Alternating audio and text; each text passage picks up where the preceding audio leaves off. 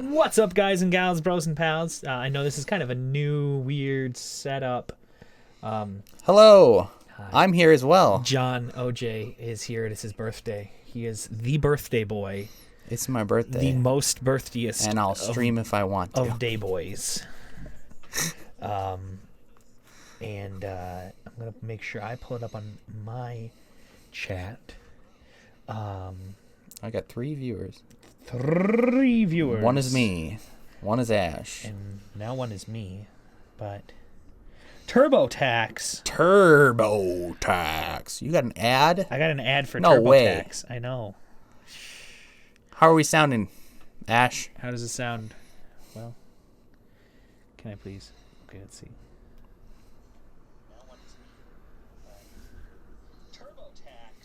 Turbo. All right, cool. Turbo-tastic. That works. All right. Well, hello. Make sure to get your taxes done. Make sure to get your taxes done. TurboTax. Not a TurboTax. sponsor. Not a sponsor, but you could be. Today we're doing something a little bit different. I figured not only because OJ's birthday is today, Yes. but also because Valentine's Day is coming up. Hey-o. I figured Can't reach the internet right now. Check your modem or router connection and try. Okay, Google, shut up. I can't reach the internet right now. Check your modem or router connection and try. I'm going to unplug it. it's not going to keep doing it. It'll stop, and then eventually it'll do it again sometime. So, I can unplug it if you want. Good. John needs to be louder. I need to be louder. All right, let's Yeah, because you're way loud when you're talking. we'll put you up. Well, here, to hold where on. I am. No. Don't do that. I have volume. And gain on the back. I don't know. That might be volume for. Hello. Yo. I don't know. Volume for what? That's for headphones. That's for headphones. I'm saying on the back is gain. But now we're at the same level, so Okay. Coolio. Cool. Mine should be. It's know what? omnidirectional. Actually, I wonder if this is better. Hello. Or hello. That's either. It looks good either way, I guess. yeah. All right. Well, that works. So what we're doing tonight is a little bit different than what we normally do. Normally we're doing video game, type content. Tonight I figured we'd do something a little bit different because And we might have a special guest later. Also, Yeah. subscription sword. the subscription sword and Mr. Bean. Mr. Bean. When we say that Mr. Bean is watching me, like that face right behind me, that's the face that stares at me while I stream. Normally it's right over there watching him while he streams. Normally it's staring at me as I'm live streaming. Sometimes I put it in front of my door to scare the Amazon guy. That's awesome. He I just looks up like, oh. Yeah. He doesn't like coming to this house. No, he doesn't.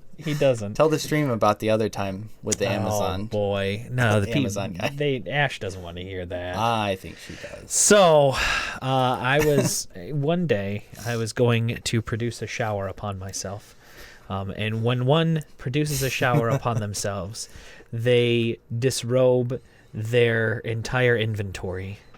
And Relevant because it was a birthday suit. it was a birthday suit. Not his birthday suit. It was my own. And it wasn't even But it my wasn't his birthday. birthday. It wasn't even my birthday. And so I was like, okay, time to go and shower. And I ended up, I have these mats that sit. I have one in front of the toilet. I have one in front of the shower that is also sometimes in front of the door. And then I also have one that is in front I of my thought you sink. were going to say that is also sometimes a toilet. so sometimes the toilet, you just stomp it down the drain. And so I ended up going to grab the mat that was in front of the door and bring it to the shower. And I ended up opening my curtains and the Amazon guy standing there with his phone out. And I'm completely naked. And he's just sitting there like this. And so I just give him a little. Yeah. How you doing?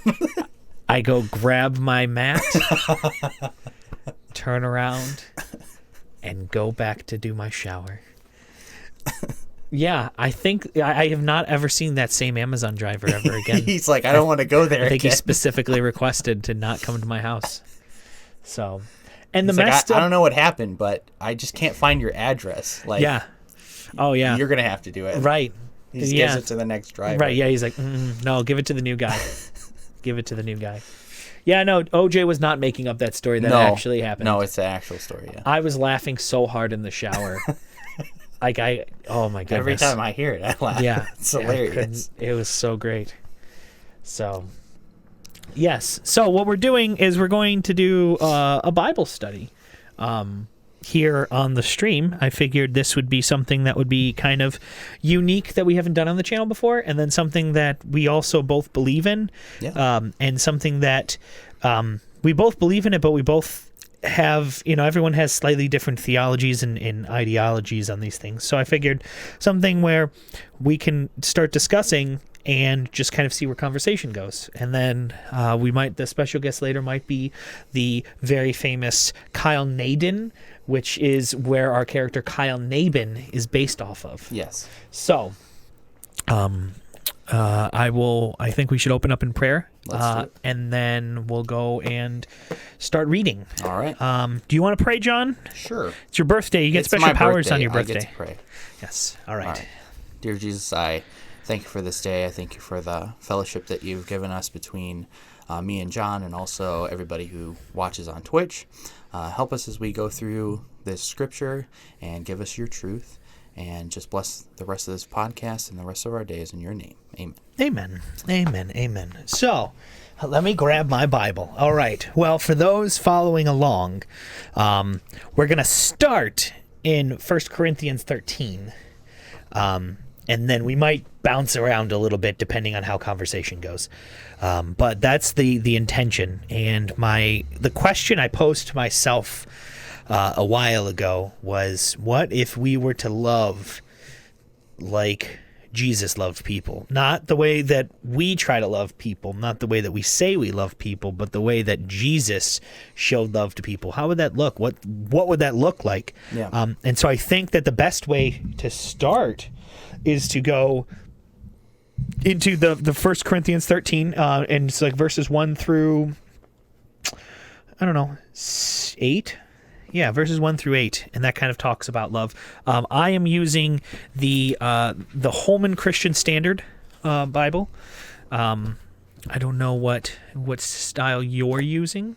Let's see. I got it. You got the Holman Christian as well?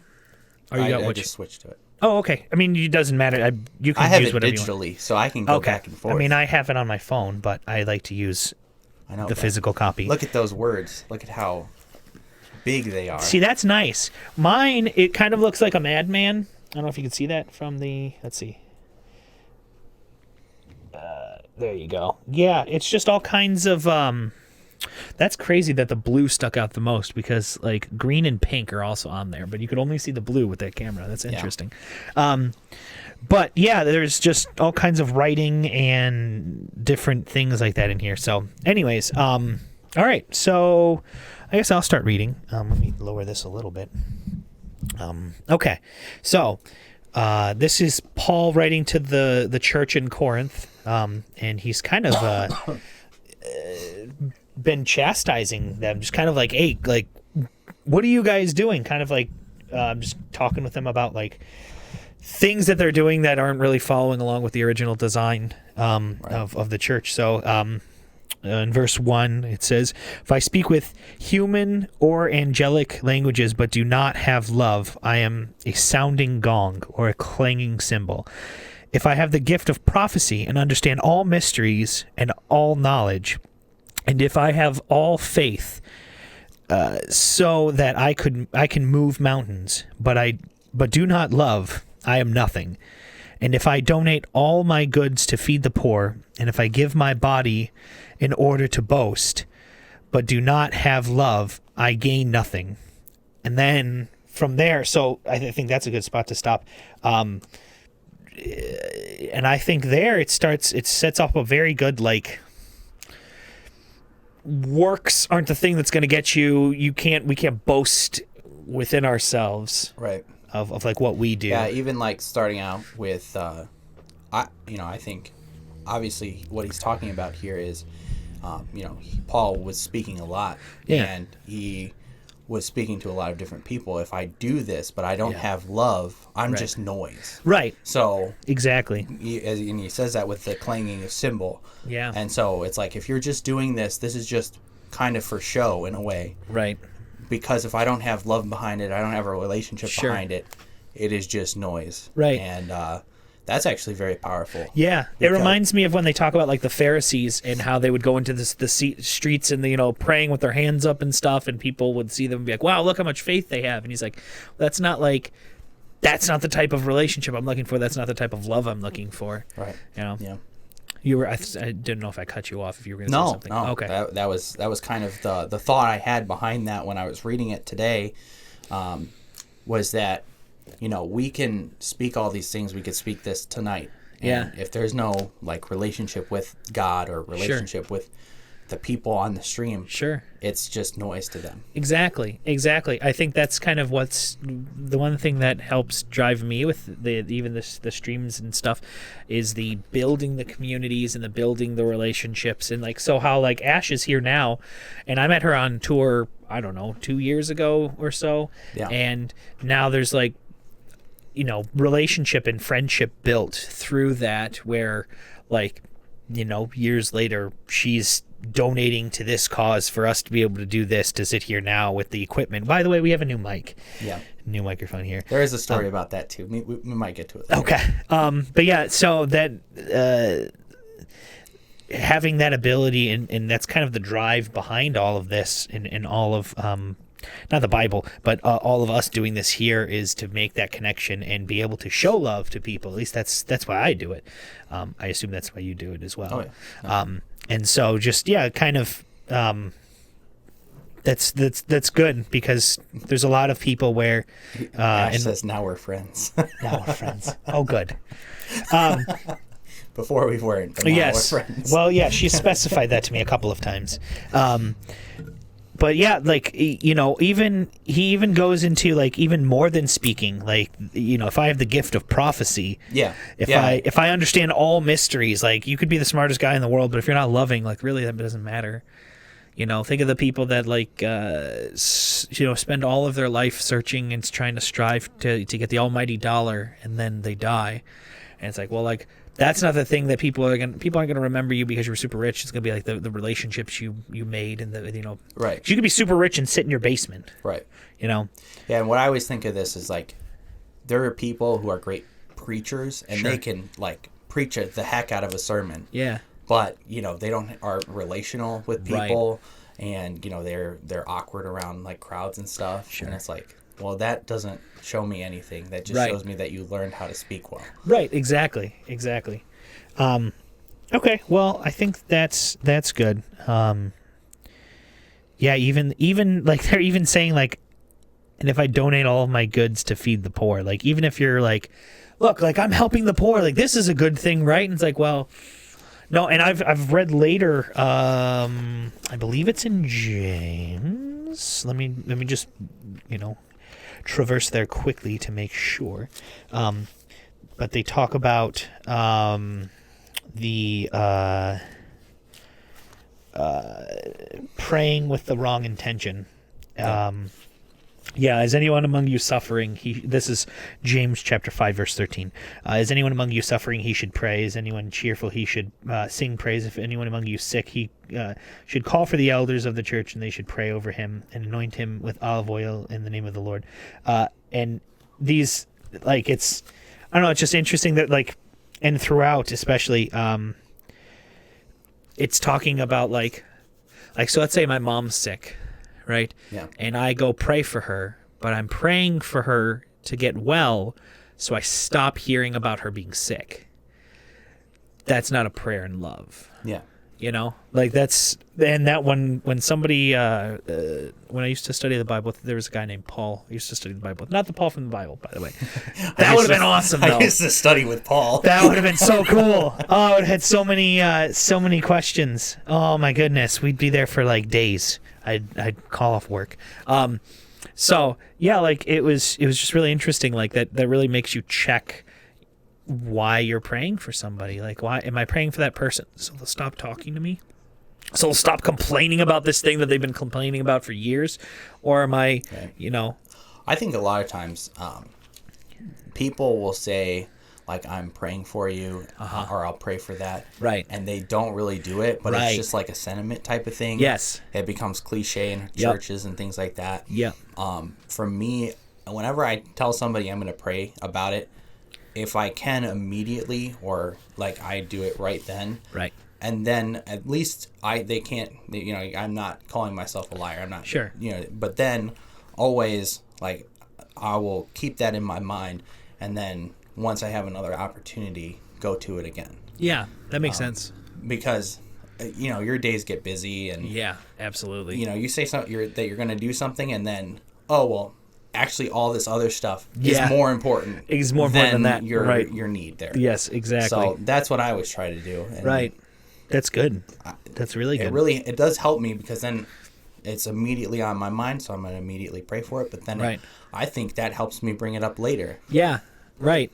That's for me. I call it idiot proofing it for myself, because I know, like, there will be times, and I've done it, where I'll say I'll pray for somebody, and that's the Christianese way of saying I don't want to hear about your problems. Yeah. That's really what it means. Right. And it's like, I was watching this, which is actually the reason why I wanted us to kind of do this podcast thing. I was listening to, I sent it to you and I sent it to Kyle, the Elephant Room. And this is not the one, there's two of them, at least that I've seen. There was the Elephant Room that was where they took pastors from around the country and they'd get together and they'd discuss like differences in theology. And then there was the Elephant Room, which was 3 20-year-olds that kind of talk about the Bible in a, like, we're not pastors, or like they talk about like social issues. They talked about like anxiety and depression and things like that. Just from like a I'm just a guy type. And it was just really interesting to kind of hear those conversations. So that's kind of why I wanted to do this, because they haven't done that in, I don't know, it was like 4 months. And I'm like, well, like, I think that was really good. And I There's think a that's hole neat. there. We need to There's a fill it. hole, yeah. And I'm like, well, why don't, why am I not doing that? If I have the ability, which we have the equipment, we have the ability to speak, Yeah. then I should be doing it. Right. So, and then Kyle, who's coming here, is also, I think, under that agreement as well of wanting to do that and to just kind of speak that out. So, excuse me, I'm going back to my page. All right, back to 1 Corinthians 13. In verse 4, it says, "Love is patient, love is kind." Hey, Justin, what's up? What's up, Justin? We're doing a Bible study. Grab your Bible. Love is patient, love is kind. I'll be right back, guys. All right, Ash. Love is patient, love is kind. And here's what I find interesting is when you're going through these, I went through myself, and I actually went through and I highlighted the things that it says to do, and then the things that it says not to do. So there's like 2 things at the beginning it says to do. Then there's a big chunk that says don't do this. And then at the end it finishes it up with do this, do this, do this. So love is patient, love is kind. Do that. Love does not envy. It is not boastful. It is not conceited. It does not act improperly. It is not selfish. It is not provoked. And it does not keep a record of wrong. And then love does not find any joy in unrighteousness, but rejoices in truth. I counted that as 2 different ones because it doesn't rejoice in unrighteousness, but I only have it on my phone. He also said happy birthday, OJ. Thanks, Justin. Well, Justin, you need to get a Bible. Get a second phone for your Bible. Get a second phone. Get a Bible phone. Available now through Press Start Go. Bible phone. Welcome to the Bible phone. It's read by James Earl Jones. I love the verses. It's my computer background. Yeah. They're good verses. I'd like to dig in deeper too to them. But yeah, so it's not envy. Yeah, it does not boast, not conceited, not selfish, not provoked to anger, does not keep a record of wrong, finds no joy in unrighteousness, but rejoices in truth. It bears all things, believes all things, hopes all things, endures all things. Love never fails. And so, like, looking at that, it's like, man. So then if we say... One thing I want to point out Sure. is because Paul, who's writing this, Yeah. has experienced it firsthand from Jesus as Uh-huh. before he was a Christian. Right. He was persecuting Christians. He killed Stephen, Right. stoned Stephen. Yeah. And, he knows that God is love. Sure. And he showed his love to him, Right. by saying, hey, listen, Paul, Yeah. this is what you're doing. Right. This is not what I want you to Right. do. Right. I want you to do this. But then also, you think of, he goes back to the Christians who Yeah. have all been persecuted by him. Yeah. And, he gets helped by, I want to say it was Ananias, Okay. and I can't remember the other one. Barnabas, I think. Okay. And like those people showed him love even though he didn't deserve that. So I think he's writing from personal experience, knowing what love is and having experienced that for himself. Right. Right. I'm going into to make sure. I'm going into Acts to see. Believe it is. Justin says, it really helps us to identify what real love is as opposed to things like lust and infatuation. Yeah, that's really good, and I think that I like instances where it's an action. Yeah. Jesus shows it. I think the one that I sent in the group chat that we have, That John. John. It was John 8:11, I believe, was the final verse, but I think it starts in John 8:2. Right. But let me pull that up real quick. I'm sure you already have it. That was John. What was that? It was 8:11, I believe. Yep, 8. No, let's see. Yep, yeah, no, it is. It's John 8:2 through 11. I just don't have it highlighted in this Bible. It means I have it highlighted on my phone Bible. But yeah, talking about the woman who was caught in adultery. Yeah. And he goes, who's those without sin, cast the first stone. Yeah. And this was really cool. And this is kind of the what I like to see is I think it's twice in here. Jesus stoops down or swoops down or basically kneels down and gets on level with this woman. And so it's like, man, like when we're in sin, God isn't like up there looking down going like, how dare you, on his soapbox and pointing at us. Like he's actually like down here with us. And Jesus, it says he's experienced all of the sin of man. So like he's actually, or not the sin, but the temptation of man. So like all of these things that we feel, like Jesus has felt that. And so it's like, that's crazy to think that, Volume down. okay. Yeah, especially because it's right next to the, Well, this one's muted, so. okay. Wait, what? A grape has to be Agape. Agape has to be my favorite word of all time. Yeah, that's a pretty good one. I enjoy that one. I like gnosko, in the Greek, which is to know, and I think that's very prominent, very important, because all of this, studying all this, memorizing all this, saying I'll read 37 books of the Bible a day or whatever you want to do. None of that matters if you don't have a relationship. Yeah. Yeah. And so like that's why it's so important. Like when we get in here, it's not like, okay, well, I'm just gonna keep reading. I'm just gonna keep reading. I'm just gonna keep. One thing I had heard is, and I think it's very true. Like you don't read the Bible like you read a novel or a textbook, like just to read it. Like you have to let the words, speak to you. Right. So, take your time with it and don't, I got to get through my chapter today. Exactly. So I'm going to read it real quick and then, I did my thing for you, God. Yeah. And now I'm done. Now I got to go doing other stuff and we get like so busy and then we don't think about it. That's where like, that's where my thoughts are kind of iffy on planned devotionals.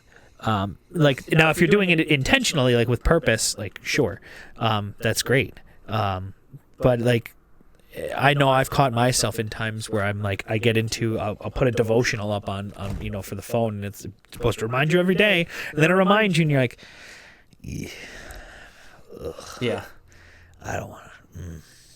And then you get those streaks where it's like, you were supposed to finish this December 8th, and you're like, it's January 29th. Like, I don't have enough time to catch up. so yeah, that's, It also kind of reminds me of like practical. That's what's happening right now is like us with our diet.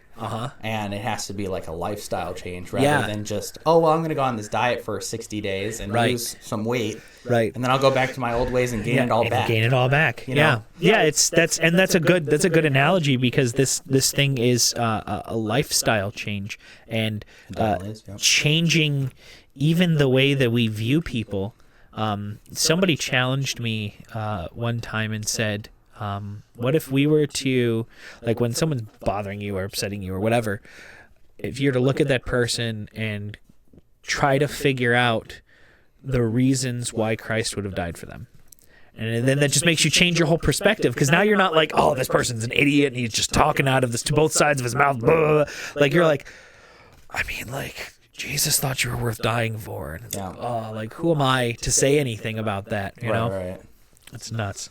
Yeah, and it really, I mean, God gives us free will, and we have individual soul liberty, so we're not even like, we should be more concerned about ourselves than the other person. Right. Take the plank out of our own eye before we take the speck out of somebody else's. For sure. Like, you can't, you do that and you immediately go to like, you're holier than thou. Like, because you're just examining it on your own life, not from their perspective or anything else, or God's perspective. So let's talk about good advice. Good, Justin. I'm glad you started a diet too.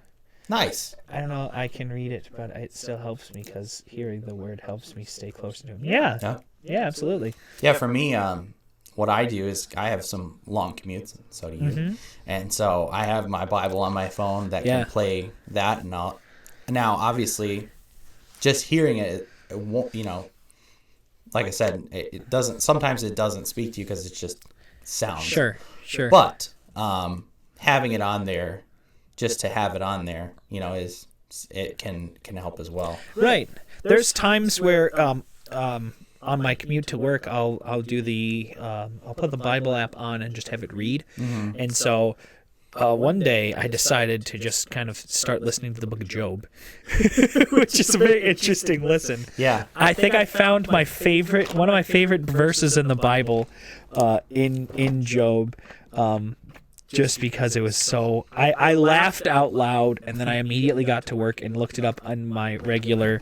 Sometimes I'll do that, and I'll have it on in the car, and then I'm like not really paying attention, but kind of. Yeah. And then I hear a verse, and I'm like, ooh. Yeah, and it just hits you. That hurts. I'm personally a reader.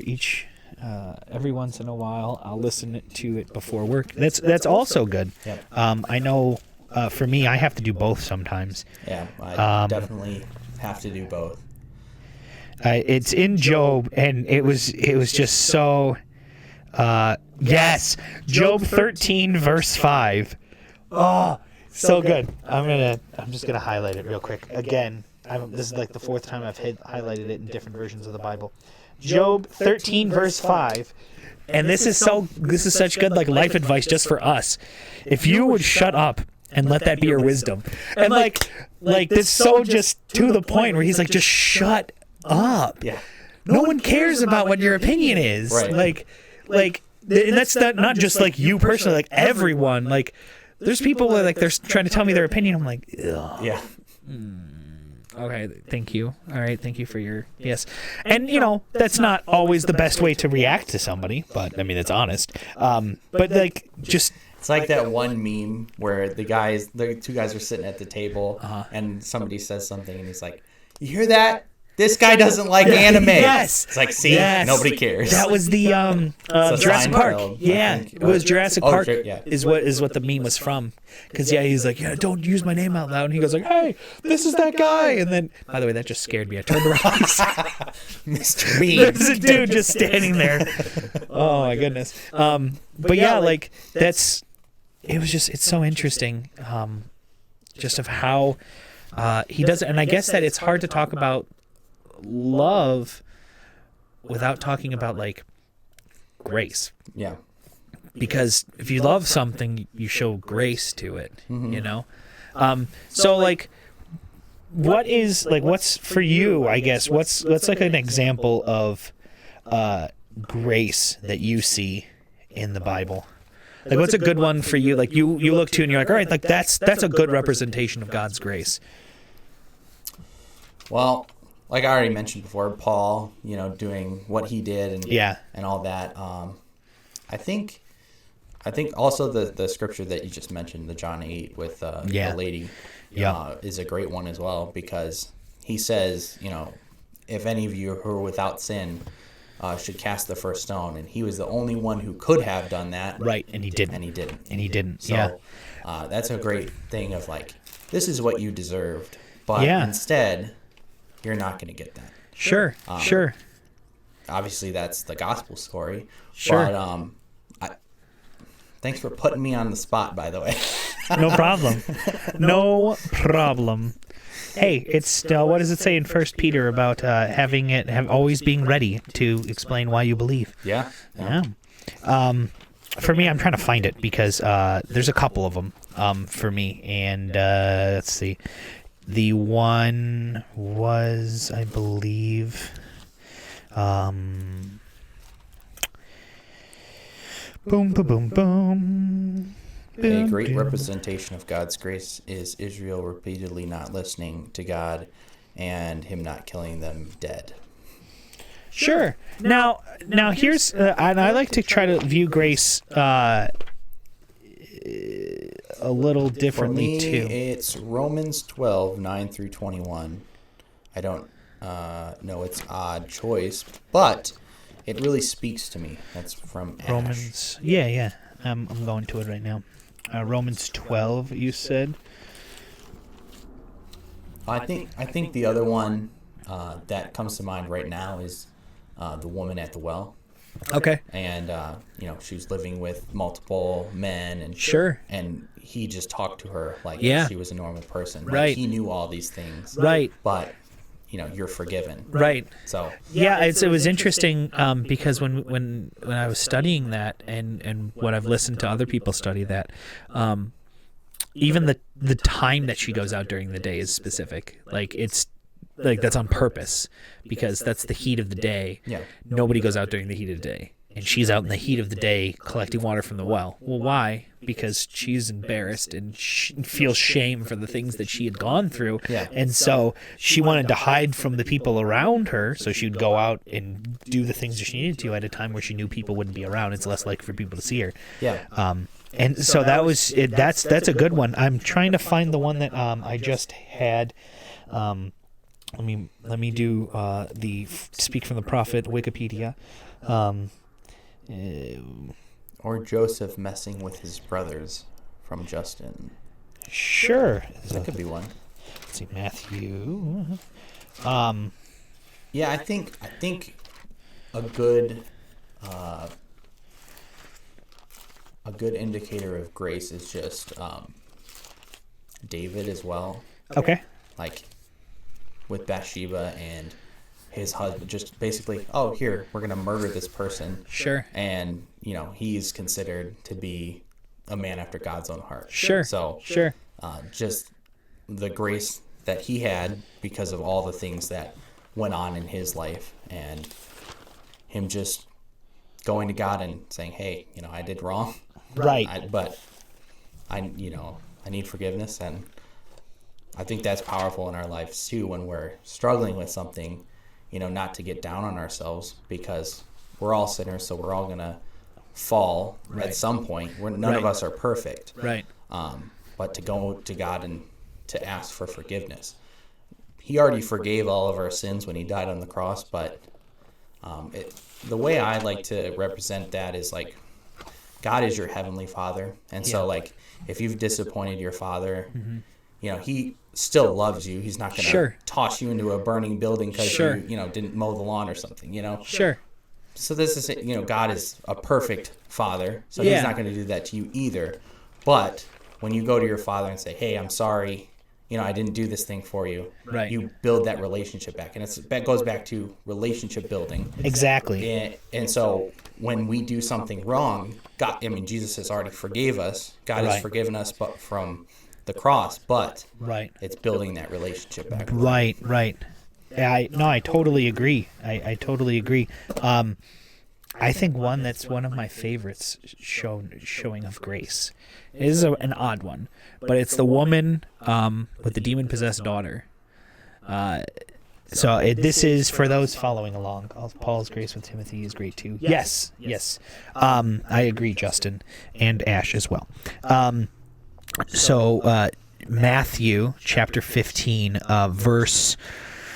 We'll start in 22. It says, just then a Canaanite woman came from the region, the Canaanite woman from the region came and kept crying out, "Have mercy on me, Lord, Son of David. My daughter is cruelly tormented by a demon." Yet he did not say a word to her. His disciples approached him and urged him, "Send her away, because she cries out after us." He replied, "I was sent only to the lost sheep of the house of Israel." But she came, knelt before him, and said, "Lord, help me." He answered, "It isn't right to take the children's bread and throw it to their dogs." "Yes, Lord," she said, "yet even the dogs eat the crumbs that fall from their master's table." Then Jesus replied to her, "Woman, you have great faith. Let it be done for you as you want." And from that moment, her daughter was cured. So that's a lot, but I want to kind of break it down into 4 main points, and then right at the end. So the first part, I think that one of the ways that God shows us grace is helping us work through being offended. Because this is such a society of being offended nowadays, and so. Like Jesus even says, like, offenses will come, like they're inevitable. I think we were actually just talking about that last night in the Bible study that I'm a part of. Offenses, Luke 17:1, where it talks about like offenses, they're inevitable. Like Jesus says that it's impossible to live without offense. Yeah. Right. When Jesus, the one that's like, oh, dead people, like, oh yeah, you have leprosy. Yeah, no, you don't now anymore. Yeah. Like when he says that's impossible, like. We got to take that seriously, and so like, but I think that there's a difference. I think there's a fine line. I just used the father example the other day. Good. You're welcome. You're welcome. But the I just lost my train of thought.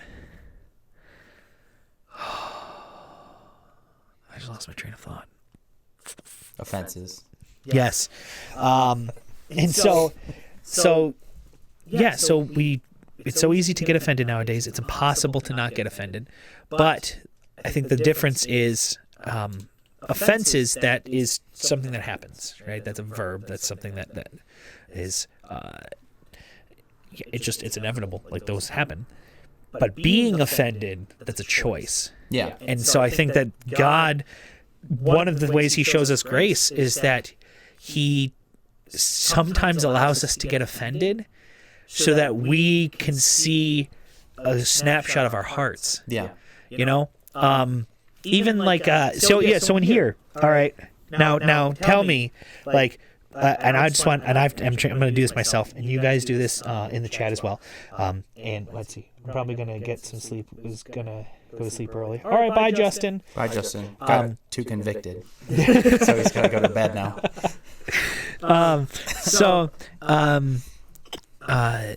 So put yourself in these shoes, all right?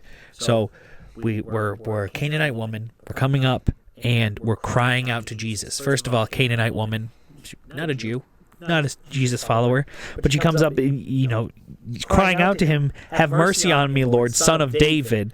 Like Canaanite woman talking about like Son of David, like, right. And my daughter is cruelly tormented by a demon. So like that there tells me like, okay, what's the thing that pushed her to going to Jesus? Well, it's because something messing with her daughter. Yeah. Like, I'm not a parent. You're not a parent. But, like, from my understanding and from what parents have told me, like, that drive, like something's messing with you. Sure, something's messing with your baby. Yeah. Oh. And so then Messing with Mama Bear. yeah, messing with Mama Bear. And so my daughter's cruelly tormented, so she's crying out like, "Please help me." And then Jesus, yet he did not say a word to her. He ignored her. Like you're coming up like, "Oh my gosh, like please," and Jesus is just Yeah. this talk tick thing is stupid. So like he ignored her. So like that right there, I would have been out the door. I'm like, okay, fine. You want to talk to me? That's fine, Jesus. That's cool. No, you're a good father. No, you're a jerk. Like, but it continues. And so his disciples approached him and urged him, send her away because she cries out after us. And then I find it so funny because like the disciples, like, even though they're following Jesus, you still see like remnants of pride and remnants of like sin and stuff in there. yeah. And so it's really cool to read that. I guess it's not really cool, but it's interesting to read where she cries out after us. I didn't read in there where it said, "Son of David, Lord." Hold on, where's the disciples? Yeah. Let's see where they wrote the disciples in there. It must be in a different version. But yeah, like she never cried out after them. And so all of these, when I was doing this study and when I heard a couple sermons on it, all of these started with I. Yeah. So because that's a church thing to do, make everything alliteration. Everything starts with the same letter. Right. John, you were echoing. Oh boy, It's probably my mic. You're talking too loud. I am talking too loud. Well. Which one are you on? 2 or 3? 1? What am I on? I don't see. 3? Yeah, maybe try 1. Oh Lord, it's hard to be humble. Well, yeah, I don't know about that one. I think that one's not as good. Let's try. 2 is gonna be like. Did you switch it? I'm trying to find the switch. Oh Lord. I think that's better. Yeah, I mean it makes you really quiet though. Well, that's fine. Because, Well, see, when you're talking, it's that, but when I'm talking, it's actually not as loud, which is nice. yeah. That's Okay, that's cool. That one's better. You let us know if it's better or not. See, I'm interested now. That one should be on the right one where it's not taking any of my feedback. But Well, when start talking. hello. But I'm wondering if I can do this. Gain. Now try talking. All right, I'm talking now. No. And Gain's all the way down. All right, well, we'll work on this. Well, she said that I'm echoing, so I should be good now. Hold on, let's see. All right, that looks like it's okay. And if Jesus did not answer a word, so his disciples came to him and urged, "Send her away, for she keeps crying out after us." Exactly. So that's an offense of the institution. That's when you go to church and somebody says something that just... Church people are the worst sometimes. Like, there's some good ones out there, and then there's some not good ones out there. Oh, man, being on the road, you see that all the time, and I'm sure you see it in your church all the time too. Yeah. Where obviously for reasons, not political, whatever reasons, we're not going to talk about specific people. But yeah, like there's definitely people where like, man, I would love to lay hands on you swift, hard, and repeatedly. Like,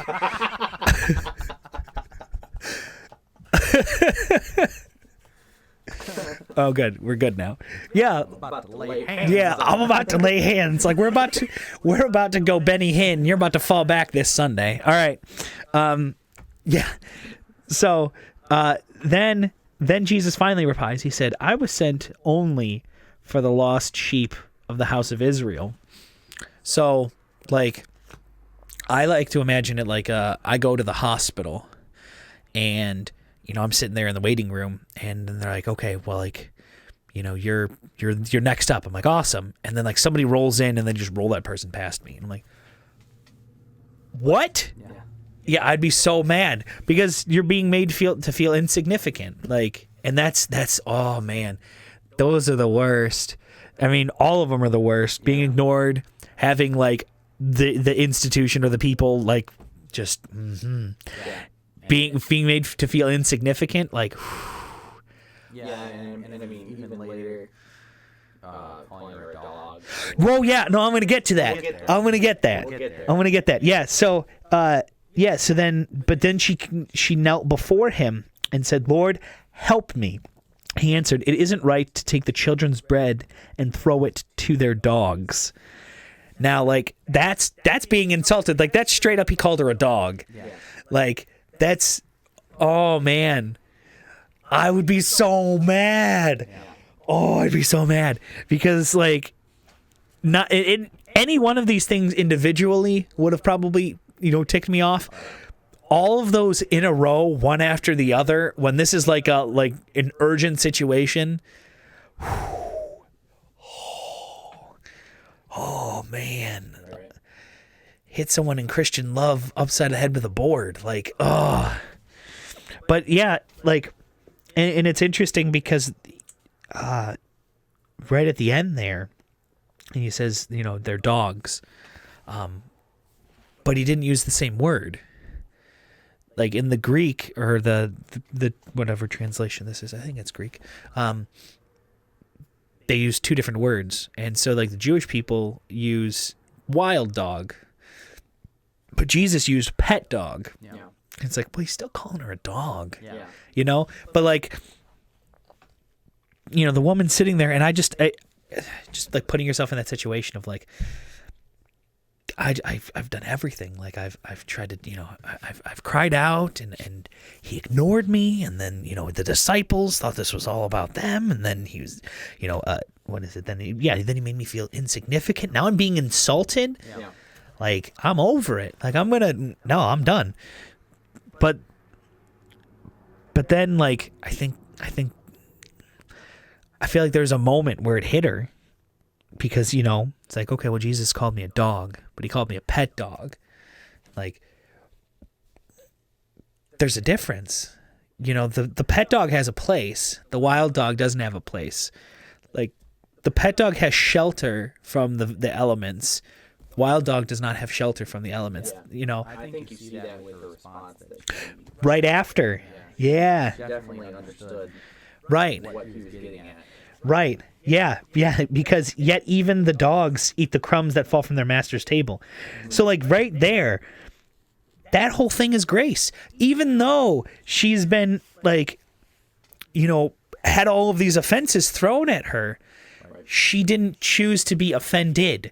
In fact, as the offenses came, she dug in deeper and deeper and deeper. So it started with her just talking, and then she, she said, "Well, my daughter is demon possessed," and then Jesus ignored her. Then the disciples, and then then Jesus replies, and then she kneels before him. So you've had three offenses at that point, and then she's kneeling in front of him. So she, instead of going like, well, okay, I'm done, like, no, she dug in deeper. And that, I think that just shows the resolve of this woman. And then Jesus mentions that later. Woman, you have great faith, which is one of two people that Jesus mentions about their faith, about having great faith in the New Testament. Like that's nuts. That's nuts. She's not even named. The woman's not even named, but she's said to have great faith. Yeah. Oh, What I think is kind of interesting is I'm sure that this happened to Jesus all the time. Oh, yeah. Come up to him and like, hey, this is the worst thing in the world. Right. He probably did this all the time. Like, sure. Ignore him and just testing to see how important is this to you. Right. Because if I start not paying attention to you, are you just going to go away? Right. Or are you going to keep persisting? Right. And so, Exactly. I think this is mentioned in the Bible because it probably did happen a lot, but this is Right. the one that Yeah. she actually got through. Exactly. Well, yeah, because you have I think that's good because there's another example of that where the guy comes to Jesus and is like, look, I've given, I've done all of this stuff and do this, and then he's like, what should I do? And he goes, sell all your things, give it to the poor. Yeah. and come to follow me. And then the guy's like, and he goes away. And it was the same thing. Or in the feeding of the 5,000, where he goes, all right, now you have to eat of my flesh and drink of my blood. And they're like, cannibalism. Hang on a second. Hold on. Whoa. Easy, Jesus. Right. And then that's what happened is like he would like wean out and, remove the wheat from the tares, so to speak, because of those things. Because like, at least for me, as I go deeper in my studies, in my walk, in my relationship with Jesus, like the first of all, the more things that fall off, but I think the less people there are that like want to stick around, because everyone wants to stick around with like unsaved John, but no one wants to stick around with like Christian John, like I'm not saying like you hang around, but like the comparison of like how many people would be around me before and then how many people be around me now is different, just because there's an urgency and a determination in life now.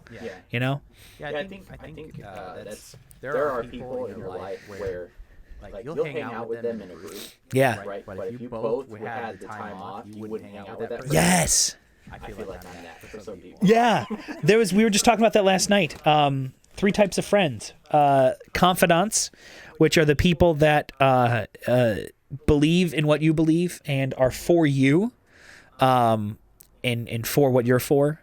Then there's the constituents, which are the people that just believe in what you believe or are for what you're for. So those friends where like you meet them, let's say playing D&D, or you meet them playing Xbox, right? And then you have great conversation, like this is awesome, and it's like once you stop playing Xbox, like they don't talk to you, they don't, when you're like, all right, well, I'm gonna focus on my job, they're not like, all right, cool, like how's that going, like they're like, all right, well, I'm gonna stop talking to you now. And then the last one, comrades, which are the comrade, but those are people that are not for you, but they're against what you're against. And a lot of times I like to see those as like people at work. It's like people that like probably wouldn't hang out with you necessarily outside of work. Not that you're a bad person, but like I feel like we just don't like the same things here, And so I'll be nice to you at work, but right. Don't talk to me. Right. Exactly. And so then it was just interesting. See me later at the supermarket, and like, Yeah. who are you again? I don't recognize you. You're not wearing a uniform. I just couldn't. Yeah. What was your name? Right. But like the going into that, and there's so many times where like I think Facebook is the most prevalent of this, where like we're pouring into these relationships that are like constituents and comrades, people on Facebook that we don't really care about. Right. Like we don't really like, we're just stirring stuff up, or we're trying to put our opinion out there, and people like want to put their other opinion out there. And I've been guilty of it too. And so, Putting your opinion out there, but also I think it's so fake with what you post. Like, Yeah. Look at my life. How great Right, it is. Like, right. I don't see the other, Right. 99%. The highlight reels is what you're seeing. Yeah, exactly. And so then when we compare our lives to that, it's like, oh man, like I can't read, I'm not that person. Right. Ain't that the truth? Yeah, that's right. That's right. She's going black woman Pentecostal over there. Preach! Preach it, brother. Amen. And so like that was, I think that those are the things where like, okay, so, love, I think love, relationships, and grace all fall into that same thing. So those relationships we were just talking about, that's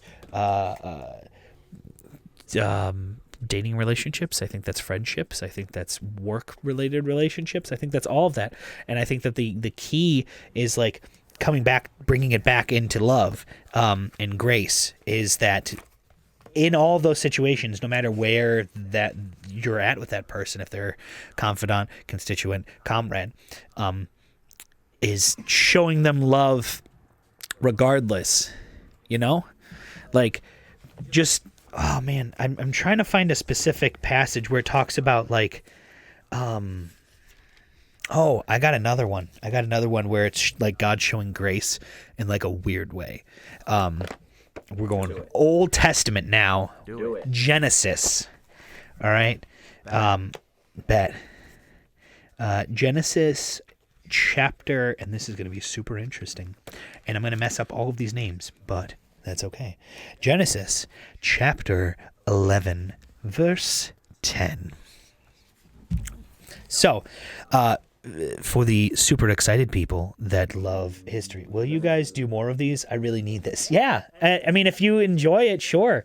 I wanted to do it for like that reason, is just kind of sitting down and talking about these things and just being honest, taking like a topic. So Valentine's Day is coming up. So love, like that makes the most sense. Like talk about love. And so just kind of how to love people, and then how to view people in a way that they become more lovable because you're viewing them the way that God views them. Yeah. And, like that just changes your whole perspective. So this whole thing. So Noah, that's where we're at. Noah, verse 10. So it talks about Noah. This is the family records of Noah. And I can either go through this and completely embarrass myself and show how unchristianese I am. Unchristianese I am. All right, here we go. So we had Noah, who lived 950 years, right? And his father is Lamech. You know what? Who lived 777 years. Jerk. And so then it says, these are the family records of Shem. Shem lived 100 years and fathered, good Lord, Aphershad, sure, 2 years after the flood. After he fathered Aphershad, Shem lived 500 years and fathered other sons and daughters. Aphershad lived 35 years and fathered Shimlah. After he fathered Shimlah, Aphershad lived... Where's the M in there? You know what? Just let me read my Bible. Okay, read it. Aphershad lived 403 years and fathered other sons and daughters. Shimlah, sure. Shimlah. Now it's Shimlah. Lived 30 years and fathered Eber. After he fathered Eber, Shelah lived 403 years and fathered other sons and daughters. Eber lived 34 years and fathered Peleg. No, After he fathered Peleg, Eber lived 430 years and fathered other sons and daughters. Peleg lived 30 years, and so on. Okay, so you're kind of getting a pattern, is that the amount of years lived is going down. And this, I actually did a study about this with the youth, because the one youth asked me, it's Dave's daughter, Alona. Alona, if you're watching, you did this. But she said, why did people used to live so long and now they don't? It's like, oh boy, I have no idea. Like, I didn't. And so I was like, well, now I got to research it. So I get to research it. And so, like at the end, it's talking about, Terah lived 70 years and fathered Abram, Nahor, and Haran.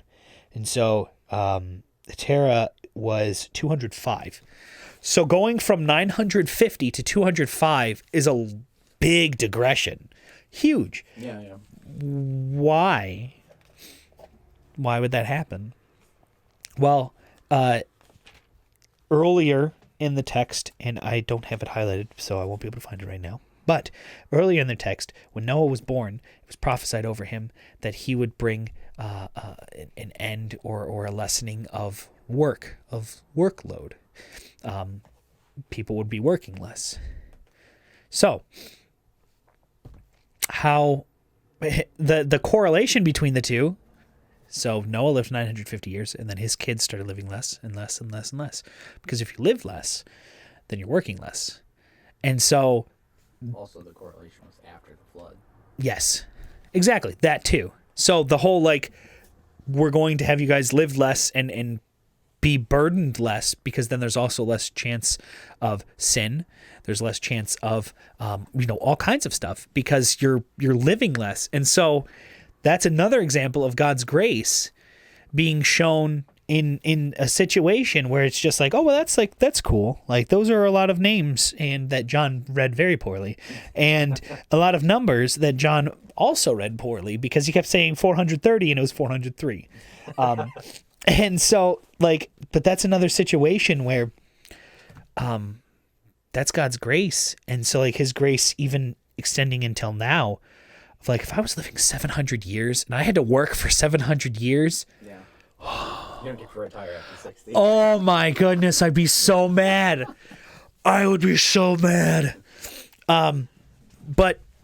But that's God showing grace in a really odd way. Yeah. Another one I'm thinking of, back into the New Testament, everyone. We are going into Matthew. And one of the most exciting verses in Matthew chapter 1, verse 2, I think. I didn't go far enough. There's Matthew chapter 1. Genealogy of Jesus. Yeah. So interesting, right? This is a page turner, everyone. Oh, yeah. Abraham fathered Isaac. Isaac fathered Jacob. Jacob fathered Judah and his brothers. Judah fathered Perez and Zerah by Tamar. Perez fathered Hezron. Hezron fathered Aram. Aram fathered... Nope, not going to try that word. Same guy fathered that person as well. That person as well fathered Salmon. This is where you got to get your names for your babies. That's right. Right. Yeah. Let's look at Matthew chapter 1, honey. Yeah. Aminadab. We're gonna name him Aminadab. And Nashon. Yeah, those are a good one. Salmon fathered Boaz by Rahab. Boaz fathered Obed by Ruth. Obed fathered Jesse, and Jesse fathered King David, and then David fathered Solomon by Uriah's wife. Uh-oh. Is it that boy? Oh, is it the Nabin? Is it that guy?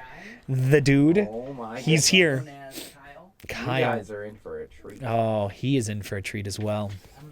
I might have to move. Yeah, you will. There you go, birthday boy. Hi. You guys missed on that hug, by the way. I just want you guys to know they missed on the hug and then tried again. Because I'm too big. Yeah, the height difference. Like, let me stand over here just so you can get the full effect. Like, I'm a short man, so when I go in for a hug, it's difficult. Kyle, you're in frame standing up. I just want you to know. Stand up. I want to that see is the perspective. Right there. Here's the perspective. This is me standing up. You can only see wow. Right there. Wow, that's intense. So I don't know if you've been. My Bible in my car. That's okay. We still love you. Okay. I actually have 6 Bibles over there if you really want one. Grab one that's not a King James, maybe. I think I have a New King James. Good perspective. It might. That one's a King James. The one under that was a New King James, though. Or the 2 under that. The one with the tabs, John. It's okay. All of these are old women. Testament. No, there was an older woman that she passed away and she had 70 Bibles. And so somebody gave me 7 of them. I saw in the chat, Justin said he's I only Tyler is a shorty. This is Kyle. Hi, I am Tyler. He called you Tyler, though. Have you been able to keep up on where we've been? Okay, cool. what is this guy? Yeah. Schofield I'll let you guys kind of update me moderately. This one is? No, but he can use that if he wants. Look at this. Look at that. I don't know if you can see. It's battered love. aged. It's been loved. I love it. It's like No. when you're trying to make something look old. Yeah, but it's actually old. No, there's one that has tabs in the sides. I thought I still have that one. Oh, sorry, I heard Tyler. Also, Do you see it? Is it? This guy? It does have tabs in the sides. That's the one. There it is. fancy. I think that's a. You get the I new think one and I think not that's a the- New King James. Which one is that one? Is it King James? I don't know what it is. King James? So that one should be a little easier to understand. Right now I'm in Matthew, but the verse we're actually talking about, 1 Corinthians, right? 1 Corinthians 13, verse 1 through 8. Heck yeah. And so the topic of discussion today is, what if we were to love like Jesus loved people? And then we extended that to, if you love people, you show them grace. So then what if we were to show grace like Jesus showed grace to people? And then extended it further into, what if we showed grace and love like God has shown us grace and love? And then looked, and we were working in different ways of where God's shown grace and love. And I personally like to look in ways where people don't see grace and love, like where I look at it and don't see grace and love, and then try to find the grace and love, because Grayson, but you found the grace. Yeah, that's right. That's right. But yeah, that's so, like, this one, the genealogy of Jesus is what we're going through, and so you have, like, for instance, you have 3 women specified in here in the genealogy of Jesus: Tamar, Rahab, Ruth, and Uriah's wife, which is Bathsheba. Okay. All right. And so going through the different ones, I won't get into too much detail with them because that's a whole nother Bible study. But Tamar was through sin. Yep. Right. And then we have... Isn't she the one where she, like, had to, like, get pregnant to prove somebody wrong? I think it was something like that, yeah. It was bad. It was a bad situation on the guy's part. He goofed and right. Prove it. Right. Exactly. So sin, right? Yes. Which is messy and icky and nasty. And then Rahab, we know about her. She was really white. You are. I should put this sweater back. You should. You really With should. the light, it doesn't help. He's not that white. For like He is. this, no, he's not. I am really white. I'm red. Yeah. I've been told that. Like when I tan, I get red. Yeah. I look red. I think the other thing is turning down the brightness. Maybe turning down the gamma. Is my chewing annoying anybody? Let me know. Yes. I mean, your mic is right here. Mm-hmm. So, if it is, I'm gonna like. I'll here, just try chewing. Just chew it in the mic. It has now become Chew ASMR. Yeah. Welcome to ASMR Bible Study. It's gonna be like a multi-channel. Yes, exactly.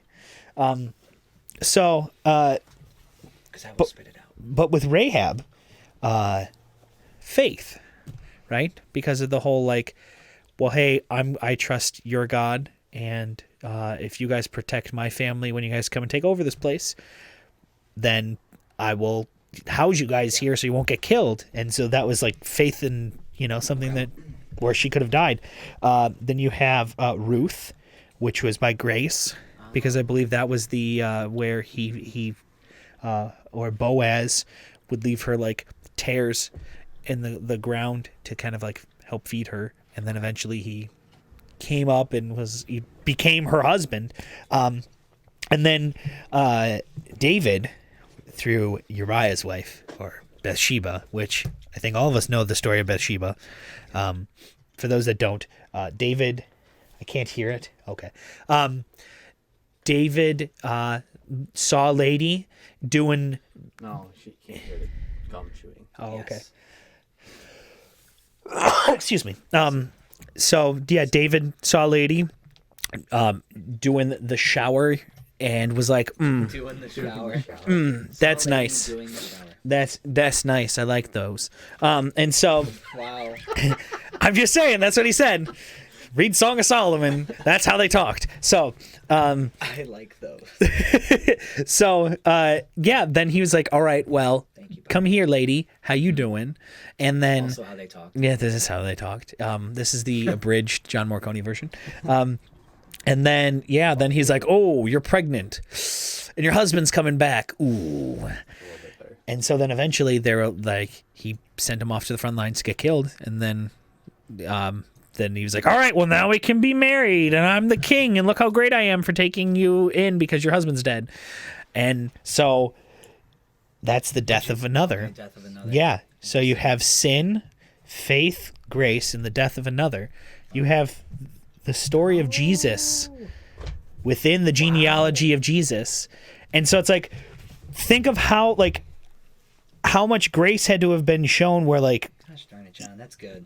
Well, it's not me. This is the study from somebody else that I am poorly misquoting. So, but it's like you see Jesus even when you're not seeing Jesus. And so we're seeing grace, we're seeing love, we're seeing that even in areas that we're not seeing. John Mark version. That's right, the JMV version. So what are some thoughts on that? What are some thoughts on seeing grace and love in areas? The one thing that somebody challenged me to do was, I don't know if you heard this part, but if you like are having difficulties with someone, or even if you're not having difficulties with someone, if you look at them and say, why would Jesus have died for them? And then that really just shifts your perspective of like, if that person's making you upset, you're like, but Jesus still died for them. Yeah, right. Like, why? And then that just shifts your perspective of going like negative to like, oh my goodness, like you are worth everything to Jesus. He'd come back just for you. Because we always put it to, he would come back just for me. It's like, yeah, but he would also come back just for you. He'd also come back just for you. Mm-hmm. So that's nuts. Yeah. Kyle, we've been talking this whole time. Now it's your turn. Kyle, give us the wisdom of the Nabin. A quick comment that I liked was just the way you phrased that, because I've heard people say, you know, like when you're in a conflict and you try to look at them as Jesus would. Well, I'm not Jesus. Right. So it's hard for me to look at somebody like Jesus would. Right. I'm upset at them. Right. So I like, what was the wording you used? Why would Jesus have died for them? Yeah. That's good. I like that. It's nuts. It's nuts because then it diffuses, for me, it diffuses like anger. Because if you like, even when you don't want to, and I think those are the times when you especially want to do it, is when you don't want to. Oh, yeah. And you're like, like I said before, laying hands on them swift, hard, and repeatedly. Yes. Yeah. And so like, this is for your good. Yeah, this is what you did. I'm trying to find the one. There's a really good one. I swear it's in here. But it's talking about like okay, so here's an interesting one. Who is like how many lepers did they heal in the Old Testament? I don't think any. One. Yeah, because you had Nehemiah. Didn't Job have leprosy too? Yeah. Nehemiah, is that the one where the guy had to go to the river? So two. Like, yes, and he had to wash. That's a great story. Yeah, but so why are there so few? So I maybe it's more than one. Maybe it's 2 or 3. Sure. How many did Jesus heal? 2 or 3. No, I'm just kidding. Yeah, one. No, lots. So why? Because he's reaching out to like the marginalized constantly. Okay, but why would God allow people to not be healed of leprosy in the Old Testament? Well, he did not allow it if he allowed a couple people, right? Sure, but what about all the other people that had leprosy? All right, guys, I'm gonna take off. No, it's just I think it's important to Jesus. I think it's just purely for the fact to showcase that he's the one. Like he's like you heard of all these people like Nehemiah, like he was a warrior and then he was healed of leprosy, and then like they're like, all right, like there's like only a couple that have had this happen. Like, bam, yeah, and he's bam, just bam. daily. He's like, yeah, and so for them to like look at that and go like, yeah, that's not actually the one. That's a good point. Right. That's a great point because they're like they're constantly like, and they're like angry about his miracles. Right. You know, it's not even like it's crazy. Right. But then even there, so think like that far back, God was already thinking of Jesus then, and so like. That's grace, that's love, that's, I mean, even that far back, even at the beginning of the creation, he was already thinking of us being reconciled to him. Yeah.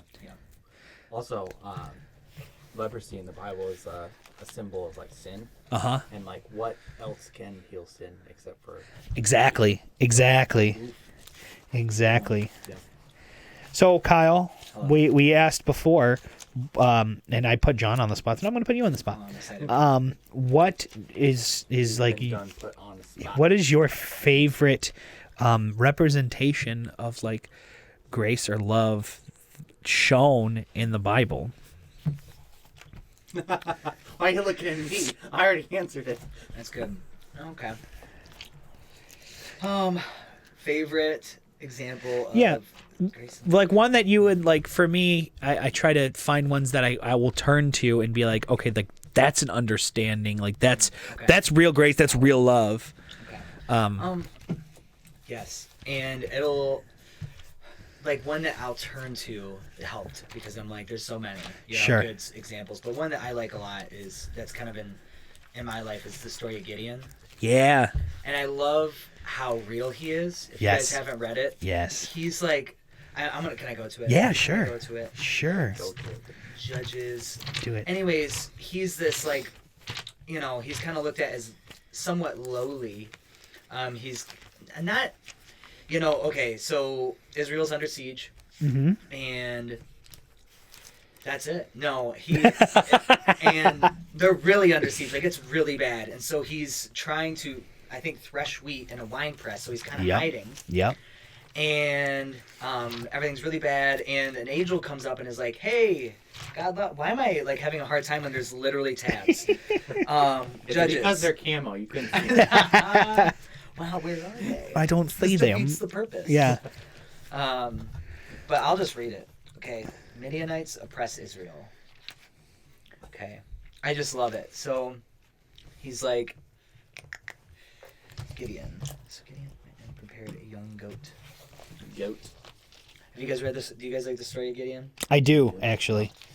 I started writing a song about it a while ago. Gideon. Yes, exactly. That's how it would go. Anyways, I suck at reading. I really do. There actually is a song about Gideon. Really? Yeah. I'm not going to sing it. But I kind of want to hear it. Maybe now's not the time. No.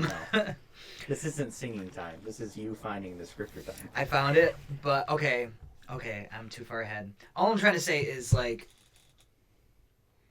it's interesting because he responds, so this is the point I was trying to get to, folks, is like, this angel is right in front of him, and he just responds, like, so where is God? Like, where is God in all this? We're in, like, a really bad time. And the angel just responds to him again, like, great and mighty warrior, like, this is the mission I have for you. And then again, he says it twice, like, pardon me, Lord. Yeah. Like, who says pardon me, Lord? Right. To God. We all do. But, right. like, when you're face to face with an angel, like, right. I love it. So, I just really, sorry to go on a tangent. No, you're good. I love that because that's the whole point of this. And just the way God responds to that, like, it's God loves us in despite of us. And even when we're, like, we can be real with God. Like, he already knows it. So it's, like, kind of good that he got it off his chest. Like, God, so sure. where are these miracles? That's sure. what he says. But, sure. Yeah. Sure. So I like that one. Yeah, that's a good one. That's a really good one. John, do you have any more? What are your words? What are your birthday words of wisdom here? Yeah. We want 20, how many? How old are you? How old are you? 27. Really? Gross. So we need 27 words of wisdom. You're old. I'm older. I'm older. I'm older. Gosh. I'm so glad. Were you going to say I'm only 24? No. Or 25? No, You're 25, right? Yeah, I'm never the youngest person in the room. So wow. Except when I'm with my parents. Well, I would hope so. Yeah, excuse me, Mom and Dad. I need to sit you down for the talk. You're a clone of your parents. Yeah. They cloned themselves when they were not even. How'd you know? What are you looking for, John? He's just flipping vigorously. Yeah, I'm trying Google's because your friend. Like, I know, but it's hard to explain because I think that there's a lot of times where there's the difficult times in our life. I guess James would be the easiest one to represent that. Yeah, just James 1:2. Oh wait. Debating for my spell. Okay. I found it. Just so happens it was in Hebrew actually. Hebrews chapter 11 verse 30. And it's talking about, so by faith the walls of Jericho fell after being encircled by the Israelites for 7 days. By faith Rahab the prostitute received the spies in peace and didn't perish with those who disobeyed. And what more can I say? Time is too short for me to tell about Gideon, Barak, Samson, Japheth, David, Samuel, and the prophets who by faith conquered kingdoms, administered justice, obtained promises, shut the mouths of lions, quenched the raging fire, the raging of fire, escaped the edge of the sword, gained strength after being weak, became mighty in battle, and put foreign armies to flight. My goodness, I can't read. Women received their dead. They were raised to life again. Some men were tortured, not accepting release, so that they might gain a better resurrection. Excuse me. And others experienced mockings and scourgings, as well as bounds and imprisonment. They were stoned. They were sawed in two. They died by the sword. They wandered about in sheepskins and goatskins, destitute, afflicted, and mistreated. The world was not worthy of them. They wandered in deserts and on mountains, hiding in caves and holes in the ground. All of these were approved through their faith, but they did not receive what was promised, since God had promised something better for us, so that they would not have made perfect. They might have be made perfect without us. So that is grace. That whole thing is grace. Even though it's talking about these terrible, terrible, terrible things that happened to these people, all these prophets, all of these things, these terrible things that happened to these people, that's still grace. Because look at... FlyFox Pro. Hey, what's up, FlyFox Pro? All of those things are grace because it not only brought them closer to Jesus, but then it allowed them to go out and be able to speak that and be a representation of Christ and of love and of grace to people. Like, that's nuts. So, like, the trials, the difficult things that we're going through in life, that's grace. That's just as much grace as Jesus forgiving us. But, like, we don't think about it like that. So it's like, okay, so then changing the word grace, all of those things, that's love. That's love that God's showing us. That's love that that brings us to faith, because those trials, those difficult things, what do? Well, I mean, we were just going to James. It grows your endurance, and the endurance allows you to go further, which then what does that do? Then it allows you to do more, which then allows you to experience more, which then allows you to grow more faith. That's love. So, like, being able to go through these difficult times, even though they suck, because they do suck, and sometimes people suck, but those things, those people that we experience, or those times that we go through, that's still all grace. And that's still all love being shown to us for our benefit, for our for us to become more edified to Christ. Does that make sense? Yeah. Yeah. It's hard. It's because it's intense. Yeah. And I'm trying. So I read the last thing. Let me see.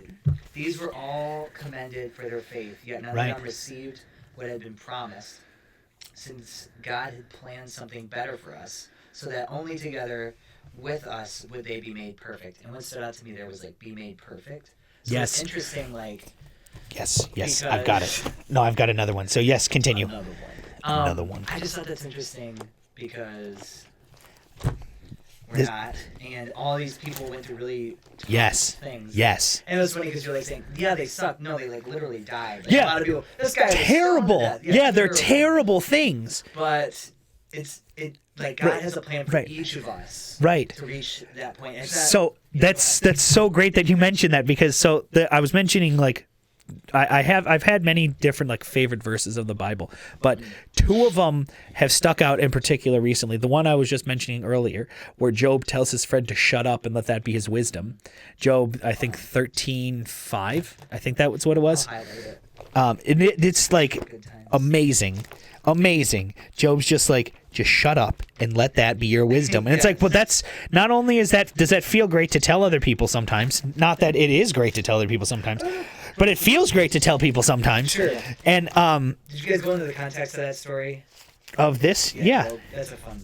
I was explaining that I was listening to it through, and yeah, basically, like, all these terrible things happen, and then his friends are like, you should just have more faith.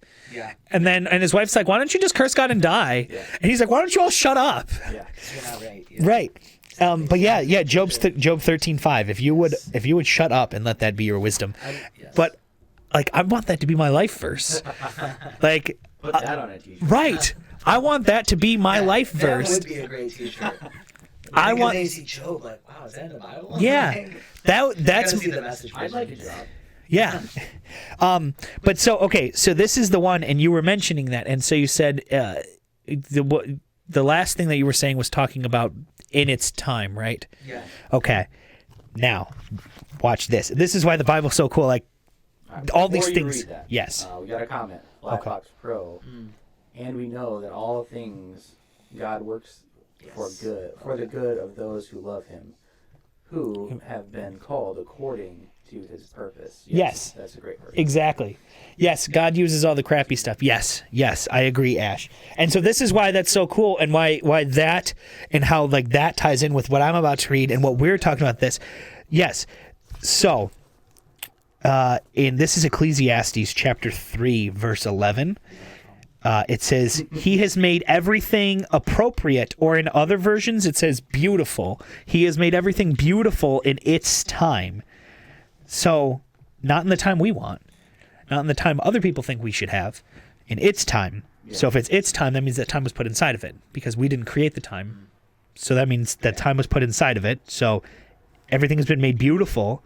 He has made everything beautiful in its time, in the time that he has put inside of it. So there is a specific time, and there's just a specific, just like with everything here, he talks about everything is within its time. There's a time to be born and a time to die. But then he has put eternity in their hearts, but man cannot discover the work he has done from the beginning to the end. And then that goes and references back to Paul talking about how we see dimly now, but eventually when we see Jesus, that we'll see much more clear. But like how he has made it appropriate and beautiful in its time. So like we are beautiful. Like we are beautiful now, yes. And we are continuing to be made beautiful. Yeah. We're continuing to be made appropriate in this version. I like beautiful much better because I think it speaks to how God views us much better. Yeah. And so, like you were just saying back in that the other verse, and it was in Hebrews, being made perfect, being made beautiful, through the cookie stuff. Even through especially through the crappy stuff. Yeah, when you grow most, let's be real. Right. Like when you're going through those crappy times, you come out on the other end and you're just like, wow, that right. was great. And how much? No, that was not great. Right. But like in hindsight. Well, no, but I always think like, and I mean, John has a perfect example of being in the RV wreck and me. I had seizures for a while. And, I would pray to God and be like, hey, I want this gone. But sure. It wasn't his time yet to get that healed. Right. It was, I had to wait through that and become patient and learn that, my time is not God's time. Sure. I would want stuff done right now, but God doesn't. Exactly. Yeah. And then I think the other thing is cool about that too, is that even with this stuff, and then you go back to Paul, and Paul talks about how he has this thorn in his side. So sometimes those crappy things are not meant to be taken away. Sometimes those crappy things are meant to continue to push us forward, to continue to. All right, let's see what they were saying. Right, that's how I view my childhood. All the abuse and hurt I endured, I wouldn't change for anything. And not only so, but we ourselves who have the first fruits. Yes, I believe that's James, maybe? Amen. I think that's James. Says he's for good. Yeah, absolutely. Crazy. Can I give it a little example? Yeah, go for it. I don't know how we're getting on this, but that sparks a thought on me. So my girlfriend and I had dinner with... he has a girlfriend now, by the way. Ooh. He did it. He talked to the lady. Ladies and gentlemen, we did it. All right. For clarification, it wasn't the same lady. I know, but this is a lady, and you talked to her. Yeah. He talked to a lady. Yeah, you did. Let's be honest, he just looked at her. Yeah.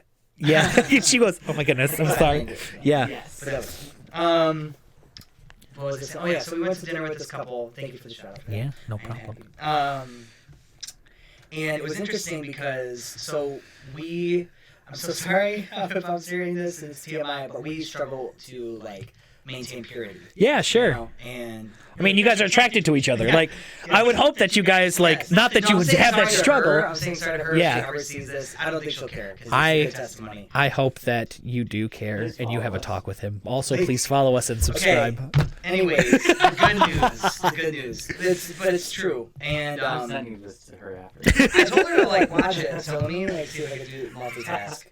No, go on your point. Yeah, yeah, Okay. yeah. Continue your point. Do, and then I'll do it. Distracted me. We all, don't we all? But so we went out to dinner, and so I reached out to this person because they also struggle with purity, and they were very Sure. open with it. And Sure. like, they're married now, and it's awesome. And so it was really cool. So I was like, hey, would like some pointers, or what's this look like? And it was just neat because they're like, in hindsight, they're looking at their lack of purity is now Sure. blessing us. Right. Like their tips. And Right. Their, like encouragement, and it was Right. like, very encouraging. So Absolutely. It's interesting. Everything. And I know that's like, it's amazing, like what you can go through in your life, and then when you can see it be used for good, to Right. pour into somebody else who's going through that. Right. Wow. Absolutely. That's crazy. Absolutely. Absolutely. I agree. John, do you have anything to say about that? No, I think I've said. Good. So, but yeah, I think that all speaks back to the original point we were trying to make was love, and because that's what this whole thing was about. Because you have Valentine's Day coming up, and so how is the best way to show love, and it all works together. So it's like even the hard times, like even in your relationship, even the hard times in your relationship will build your relationship to be stronger. So like even all the fights and all the times where like you get on her nerves, she gets on your nerves. Like obviously you guys have just started. Right Yeah, there. right And there. he's She's like, has he been like complaining about me? Like, Yes. that would be so. all the fights I'll you've been watch getting the in. rest of the You- podcast. she just this goes. part, She just goes. That bearded guy really just speaks poorly about your relationship. No, like all of those things though are gonna build the relationship up and build it in such a way where like you can endure and you can like it. I mean, it talks about cleaving to one another. And like, what does a meat cleaver do? It's like it's separating. You're able to go through those hard times and endure. So let's go to that question. How do we? I think this is full circle back. Sure, to how sure. do we love people, right? How do we love people like that? I think that so for me, and I think I was telling you about this, or maybe it was John. I was telling one of you, but you're about to find out anyways if you didn't know. So the last couple of years, Somebody's about to get some wisdom. that's right. Maybe it's me. I hope it's me. For the love of God, please be me. And so hold on. The idea of love as an act of your will, a choice you are making. Yeah, exactly. That's very good. Exactly. Yeah, because you're choosing, because like it doesn't say like this isn't like a fruit. Love isn't a fruit. It's saying that love needs to be like on purpose. Like you need to do those things on purpose. You need to work on being patient. You need to work on being kind. Like whereas the spiritual fruit just happens, right? I'm love, joy, peace, patience, kindness, all those things, those grow eventually and you learn to grow in love, but all those things. And so then it's really cool to like look back and go like, okay, well, like all those things are God and all those things are like, if God is love, like, Wow, that's good. yeah, like to love someone, you have to treat them like God, not treat them like a God, but treat them like God would treat them. Right. And so I think that's kind of that's how you do it is you start looking at, you shift the perspective. I think for me is the biggest thing is, as much as I get frustrated with people, certain people around me and stuff like that. People view it as a feeling instead of something you do. Right. Yeah. It there's a feeling there, and then you Instead of something you do. exactly. I love that. Yeah, Exactly. What I wanted to mention was, we read that passage that we just the first one that we read. Right. Love is patient, kind. It says all of these things. Sure. And it's like a lot of the times we think, well, and even you may fall in love really easily. Sure.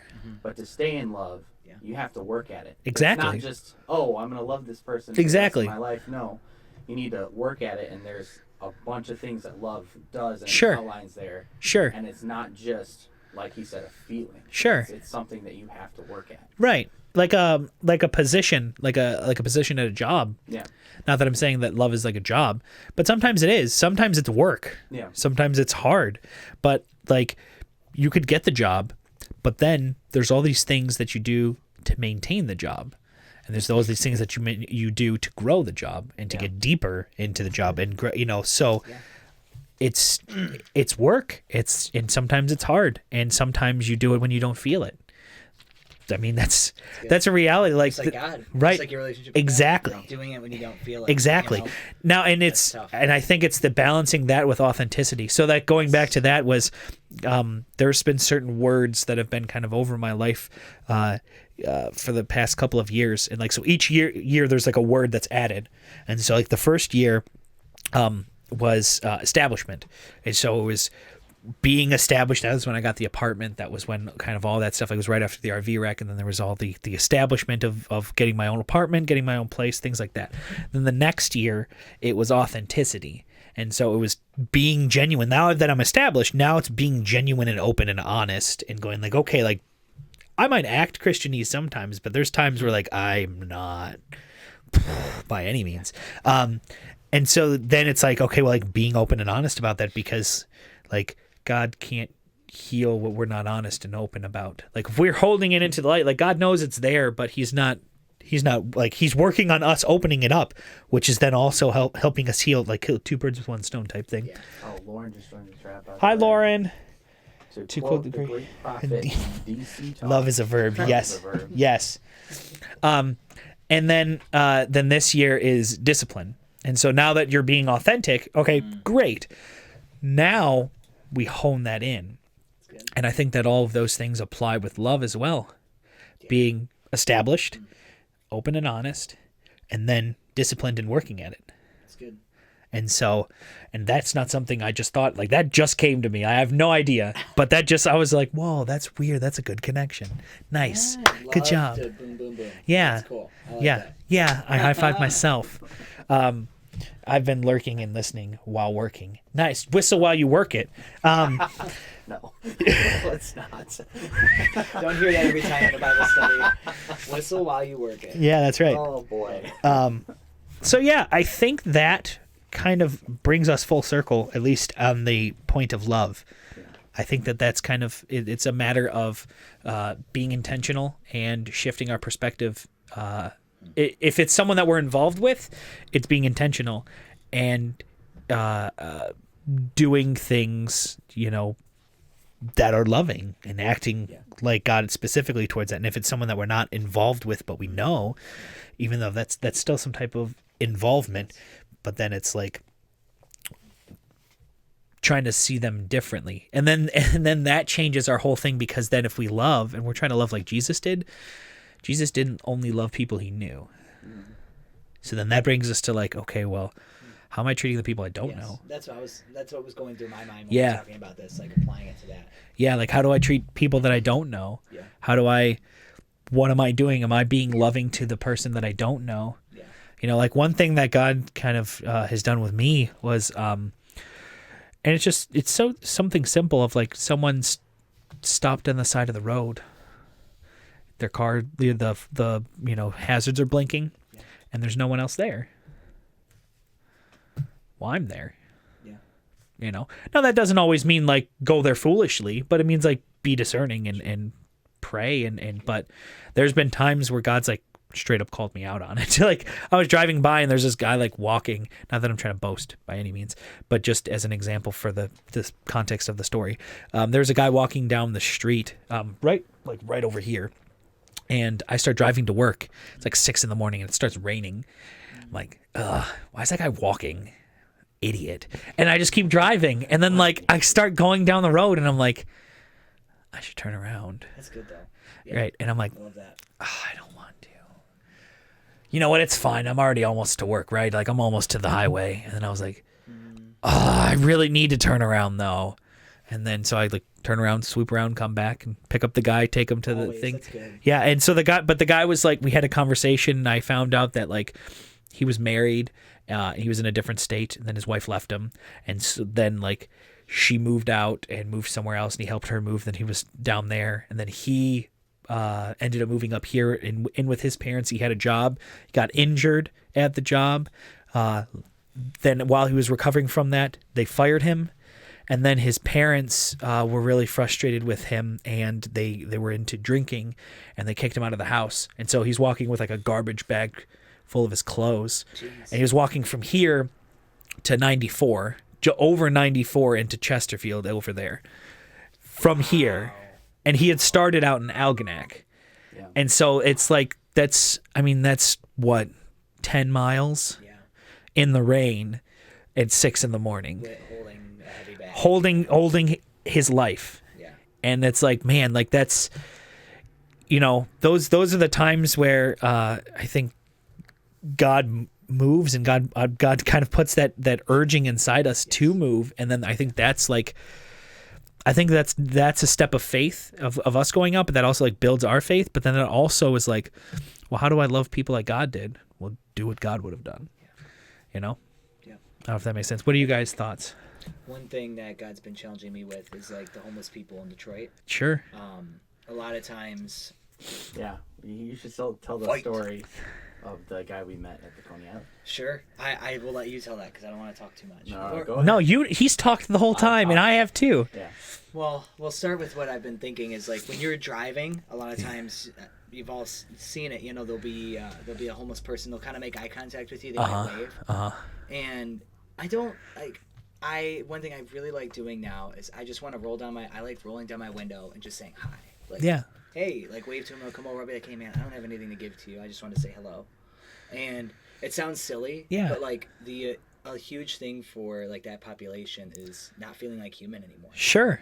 And it's so simple. And it's different, the context. Like at 12 at night, if I see a homeless person, hey brother, come on over here. Like, sure. Maybe not the best time, but when it's like broad daylight and I'm at a stoplight, neighbor. Yeah. Go full on white person. Yeah. Yeah. Hey there. Yeah. Well, hey there. How's it going? Name? Yeah. But yeah, so that's just been something he's been Sure. So the story of the homeless person. What part do you want me to tell? The whole thing. Come on. Okay, as best I remember it. So John and I go to the same school. Yeah. And I think we were just walking down Woodward to get food. Yeah. And we ended up going to this Coney Island, and this gentleman comes up to our table, homeless. Sure. And he starts talking with us, and he's asking for bus money. Yeah. And I'm like, hey man, I don't got any. He's like, you got $1, you got $1 or something like that. And he did not believe me. Yeah. I will say, because like even after the meal, so fast forward, like we ended up buying him a meal. Because we're college students, we don't have cash on us. Yeah, right. That's true. I don't got cash. That's true. Want a meal? Like, let's eat. So true. That's a funny story. I think I know which part you want me to tell, but yeah. So the reason this guy is homeless is because he went to prison for being like robbing a place when he didn't have a gun and there was police outside or something. Can you please help me with the details? All right. So he had already been in prison previously. Sure. And then whoever, I don't remember if it was his brother or it was just some guy he was running with. And so the guy who was with him was like, all right, I'm going to rob this place. I'm going to rob this place. Yeah. And he was like, and I was there and I was like, dude, we're not going to, there's cops outside. Yeah. And the guy's like, I'm going to rob this place. I'm going to rob this place. And he's like, we don't even have any guns, or like they had like pistols or something. They have like machine guns and stuff. They're gonna kill us or whatever. Yeah. And it was interesting. Yeah, and they ended up going in, or I can't remember if they did or not. They did, but just the fact that cops were outside, and he's like, I was like, why would this cross your mind? Yeah. Even in GTA, you're not like, I'm gonna do something where there's this cop. Right. Like, exactly. And then I guess. Well, then they went to jail again, but like, and then he was telling us, like Kyle would ask him something like, there was an empty lot right next to the Coney Island. Oh yeah, sure. Like, you know what's going in there? He's like, oh, there's lots of drug deals going over there. And I had to like correct him and be like, no, this empty lot. Yeah. Like, it looks like they're building something. He's like, oh, I don't know. Then these people walked in, and he's like, you see that guy? He's like, he's a drug dealer. Wow. I don't want this information. Wow. I'm in Detroit right now, and like, he's like, he's a big deal. Ryan. Dude, you're getting the 411 on Detroit, man. Right. Nice. Yeah, he kept mentioning how he's like, I didn't think it was a good idea to rob this place, but like, we're like, oh yeah, that's Doesn't sound like it was a sound good like idea. a good idea. Right. And he would bring it up again. Right. Like 5 minutes later. Yeah. He has to make sure you guys get it. Yeah. Yeah. Yeah. So back to love. Yeah. What about you, John? What about me? How are you? I'm doing great. No. Yeah. Well, what was the question? Like, how do we like love people, or? Well, yeah. How do we love people? people like God loves people, and how do we do that in personal and unpersonal relationships? Like rocks. Like I rock. don't have a personal relationship with this rock. Yes, I can love it. this is By true. keeping it in my It says car. that even the rocks cry out. That's right. They need love. Yeah, I meant for Jesus, but yes, Can you smell what the rock is cooking? yeah. Tiramisu. Tiramisu. I think we have now completely gone off the rails. I think that is a good spot to stop. Thank you, Why are we everyone. gray? I don't know. Oh, that's my phone. Oh, I was gonna say. Thank you guys you. want to pray? Like, Yeah. I was going to thank everyone for watching. We're going to do a real quick prayer. It sounds like Kyle wants to pray. Yeah, I prayed at the beginning. So Kyle's Yeah, turn. Kyle will pray at the end. Cool. All right. Well, let's do a quick prayer. Or not a quick prayer. I don't care. So, yeah. No, that's fine. God, oh Lord, just thank you for us being able to read your word. Thank you for giving this to us. Thank you for community that doesn't even have to be in the room with us, that can share insights and knowledge and wisdom, Lord, and that we can just grow together and learn together and question together. Lord, we just ask you to bless this study, help it to sink into all of our hearts. And help us to love people. Lord, help us to remember what you've told us about what love is and what it isn't. God, would you challenge us as we go through this week on ways we can love people better? Mm-hmm. Help us, God. And Lord, we just ask for your help. Help us to do that. Help us to look outside of our anger, look outside of our passing relationships where we just are doing our thing on our way to wherever we're going. Help us to anticipate and appreciate those relationships, Lord. Those passing relationships where we can just try to love somebody like you would, Lord Jesus. We love you, and thank you for everybody watching. Thank you for John and John reading this with me, and Lord, yes, we love you. In Jesus' name we pray. Amen. Amen. Missed opportunity, not naming the stream a Kyle between two Johns. That would have been great. Oh, and that's where we have to end now. On that that's how we're disappointing